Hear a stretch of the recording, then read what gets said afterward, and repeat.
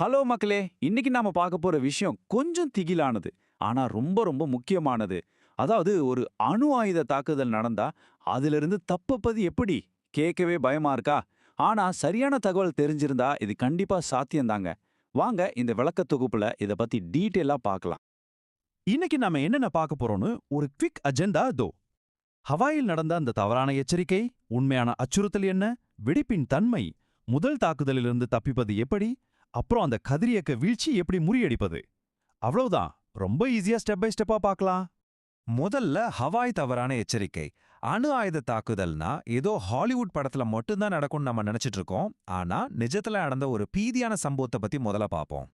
ஜனவரி 13, 2018 ஹவாயில இருக்கிற எல்லாருடைய செல்போனுக்கும் இப்படி ஒரு மெசேஜ் வருது. அவசர எச்சரிக்கை, ஹவாயை நோக்கி பாலிஸ்டிக் ஏவுகணை அச்சுறுத்தல், உடனடியாக பாதுகாப்பான இடத்திற்கு செல்லவும். இது ஒத்திகை அல்ல. ஒரு நிமிஷம் யோசிச்சு பாருங்க. காலையில நீங்க காஃபி குடிச்சிட்டு இருக்கும்போது உங்க போன்ல இப்படி ஒரு மெசேஜ் வந்தா நீங்க என்ன பண்ணுவீங்க? அங்க இருந்த மக்கள் இது நிஜம்னு நம்பி அப்படியே உறைஞ்சு போயிட்டாங்க. மெசேஜ் வந்த 15 நிமிஷத்துல அங்க என்னாச்சு தெரியுமா? முழுமையான குழப்பம். மக்கள் அவங்க காருகளை நடுரோட்லயே விட்டுட்டு ஓட ஆரம்பிச்சிட்டாங்க. நிறைய பேரு ஹோட்டல்ல இருந்த குளியல் தொட்டிகளுக்கு அடியில குழந்தைங்கள வச்சு காப்பாத்த பார்த்தாங்க. 38 நிமிஷம் கழிச்சு தான், சாரி, இது ஒரு தவறான எச்சரிக்கைன்னு ஒரு அனௌன்ஸ்மெண்ட் வந்துச்சு. அந்த 38 நிமிஷம் உலகமே அழிய போகுதுன்னு தான் அவங்க நம்புனாங்க. சரி, ஒருவேளை அந்த அலர்ட் நிஜமா இருந்திருந்தா நாம என்ன செய்யணும்? இங்க தான் நம்ம 2வது பகுதிக்கு வரோம். உண்மையான அணு ஆயுத அச்சுறுத்தல். சினிமாக்கள்ல காட்டுற மாதிரி உலகமே அழிஞ்சிடுமா? இல்ல இதுல சில கட்டுக்கதைகள் இருக்கான்னு பாப்போம். பாருங்க, அணு ஆயுதம்னாலே பனிப்போர் காலத்துல வந்த ஜார் பாம்பா மாதிரி ஒரு முழு நகரத்தையே அழிச்சு பல லட்சம் பேரை கொல்ற ஒரு பெரிய சைஸ் குண்டு தானே நம்ம நினைக்கிறோம்.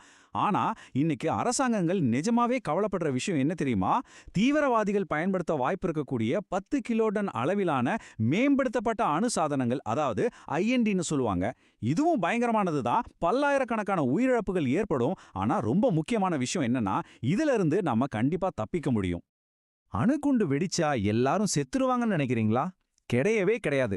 1945ஆம் வருஷம் நடந்த அந்த கோரமான தாக்குதல்கள்ல கூட ஹிரோஷிமாவில் 71% மக்களும், நாகசாகியில 76% மக்களும் அந்த முதல் வெடிப்பிலிருந்து உயிர் தப்பிச்சிருக்காங்க. இது ஒரு ஆச்சரியமான தகவல் இல்லையா? இன்னொரு இன்ட்ரெஸ்டிங்கான விஷயம் சொல்றேன், கேளுங்க. 165. இது சாதாரண நம்பர் இல்ல. சுடோமு யமகுச்சி அப்படிங்கிறவரும் மேலும் 165 பேரும் ஹிரோஷிமா, நாகசாகி இந்த 2 அணுகுண்டு வெடிப்புகள்லயும் மாட்டிக்கிட்டாங்க. ஆனா நம்ப முடியாத அளவுக்கு இந்த 2 தாக்குதல்கள்ல இருந்தும் அவங்க உயிர் பிழைச்சிட்டாங்க.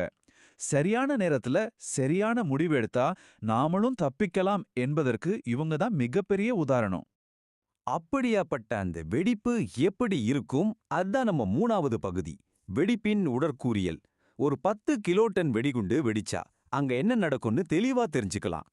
ஒரு அணுகுண்டு வெடிக்கும்போது ஆபத்து அப்படிங்கிறது நம்ம வெடிக்கிற இடத்துல இருந்து எவ்வளவு தூரத்துல இருக்கும் அப்படிங்கறத பொறுத்து தான் இருக்கு. அந்த மைய பகுதியில இருந்து ஒரு 200 மீட்டருக்குள்ள நீங்க இருந்தீங்கன்னா, சாரி, அங்க கிட்டத்தட்ட சூரியனோட மேற்பரப்பு அளவு வெப்பம் இருக்கும். தப்பிக்கிறது ரொம்ப ரொம்ப கஷ்டம். ஆனா தூரம் கொஞ்சம் அதிகரிக்க அதிகரிக்க, அதாவது அதிர்மடை மற்றும் கதிரியக்க மண்டலங்களுக்குள்ள நாம வரும்போது நம்மள நாமளே கண்டிப்பா காப்பாத்திக்க முடியும். அந்த வெப்ப கதிரியக்க பகுதியில நமக்கு முன்னாடி ஒரு சின்ன சுவர் இருந்தா கூட போதும். அது பெரிய தீக்காயங்கள்ல இருந்து நம்மள அப்படியே தடுத்து நிறுத்திடும். சரி, இப்போ நாம ஆக்ஷன் மோதுக்கு வருவோம். பகுதி 4, முதல் தாக்குதலிலிருந்து தப்பித்தல். ஒருவேளை அந்த அணு ஆயுத தாக்குதலோட அந்த பிரகாசமான வெளிச்சத்தை நீங்க பார்த்துட்டீங்க. அடுத்த சில வினாடிகளுக்கு நீங்க என்ன பண்ணணும்? முதல்ல நாம இந்த உடனடி விளைவுகள் பற்றி தெரிஞ்சுக்கணும். குண்டு வெடிச்ச மறுகணமே நம்மள தாக்கக்கூடிய அந்த பயங்கரமான வெப்பம், வெடிவிசை, அப்புறம் கதிரியக்கம். இதுதான் முதல் ஆபத்து. இதுக்கப்புறம் வர்ற கதிரியக்க வீழ்ச்சிங்கிறது அடுத்த கட்டம். சோ ஃபர்ஸ்ட் இந்த முதல் அடியில இருந்து தப்பிக்கணும். அந்த வெளிச்சத்தை பார்த்த உடனே இந்த 2 விஷயத்த நீங்க கண்டிப்பா பண்ணியாகணும். ஒன்னு, உடனே ஒரு உறுதியான சுவருக்கு பின்னால ஒளிஞ்சுக்கோங்க. ஏன்னா வெடிப்பு நடந்த சில வினாடிகள்ல மணிக்கு நூற்றுக்கணக்கான கிலோமீட்டர் வேகத்துல ஒரு பெரிய அதிர்வலை உங்களை நோக்கி வரும். ஒரு கொடூரமான சூறாவளி வந்தா எப்படி தரையில படுத்து உங்களை பாதுகாப்பீங்களோ, அப்படியே தரையோடு தரையா உங்களை உறுதியா பதுக்கிக்கோங்க. அடுத்து பகுதி 5, கதிரியக்க வீழ்ச்சியை முறியடித்தல். முதல் வெடிப்பிலிருந்து நீங்க தப்பிச்சிட்டீங்க, சூப்பர். ஆனா ஆபத்து இன்னும் முடியல. வானத்திலிருந்து கதிரியக்க துகள்கள் மழையா பொழிய ஆரம்பிக்கும். இதுதான் நீங்க பொறுமையா இருக்க வேண்டிய ஒரு வெயிட்டிங் கேம். இந்த ஒரு மந்திரத்தை மட்டும் உங்க மனசுல நல்லா பதிய வச்சுக்கோங்க. உள்ளே செல்லுங்கள், உள்ளேயே இருங்கள், தகவல்களை கவனியுங்கள். இது ரொம்ப சிம்பிளா தெரியலாம், ஆனா இதுதான் உயிர்காக்கும் தாரக மந்திரம். வெடிப்பு நடந்த பிறகு வானத்திலிருந்து அந்த கதிரியக்க துகள்கள் தரைய வந்து சேர உங்களுக்கு அதிகபட்சம் 10லிருந்து 20 நிமிஷம் தான் டைம் இருக்கும். அதுக்குள்ள நீங்க ஒரு பாதுகாப்பான இடத்துக்குள்ள போயாகணும். நீங்க எங்க ஒழிஞ்சுக்கிறீங்க அப்படிங்கறதுல தான் மேட்டரே இருக்கு. உங்க கார்லயோ இல்ல முழுசா கண்ணாடியால கட்டப்பட்ட பில்டிங்லயும் இருந்தீங்கன்னா அது உங்களை காப்பாத்தாது. நிலவரைகள், ஆழமான சுரங்கப்பாதைகள் இல்லனா தடிமனான செங்கல் கட்டிடத்தோட மையப்பகுதி இதெல்லாம் தான் சிறந்த தங்குமிடங்கள். உங்களுக்கும் அந்த கட்டிடத்தோட கூரைக்கும் நடுவுல எவ்வளவு தடிமனான காங்கிரீட் அடுக்குகள் இருக்கோ அந்த அளவுக்கு நீங்க கதிரியக்கத்துல இருந்து பாதுகாப்பா இருப்பீங்க. ஒருவேளை நீங்க உள்ள வர்றதுக்குள்ள அந்த கதிரியக்க துகள்கள் உங்க மேல பட்டிருந்தா என்ன பண்றது? பயப்படாதீங்க.